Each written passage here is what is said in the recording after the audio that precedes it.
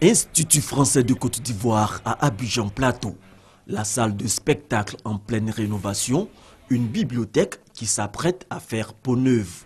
Depuis bientôt un an, le site est en chantier pour écrire une nouvelle page de l'histoire de la coopération culturelle ivoiro-française.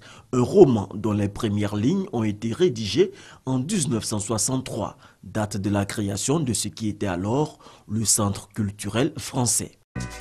Dès que ce centre culturel, enfin ce théâtre a vu le jour, les gens de ma promotion, nous avons commencé à y jouer. Et je dirais pêle-mêle qu'on y a joué Les Voix dans le vent de Bernard Dadier. Nous avons joué La tragédie du roi Christophe. J'étais, je dirais, une férue de lecture.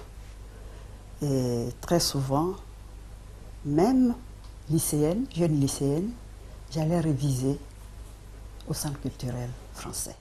Moi, j'ai eu l'occasion d'assister là à beaucoup de concerts, notamment un qui m'a marqué, c'était celui de François Louga, Feu François Louga, où j'ai eu l'occasion de monter sur la scène, on a dansé avec François et tout ça.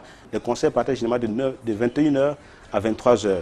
Et un signal nous indiquait la fin du spectacle, c'était l'extinction de la lumière. En 2003, le CCF sombre en pleine crise ivoirienne. Le centre est saccagé pendant les mouvements anti-français. 10 années après, le CCF, devenu entre-temps Institut français, renaît de ses cendres. C'est d'abord de remettre en état la salle de spectacle qui est beaucoup demandée aujourd'hui par les créateurs ivoiriens.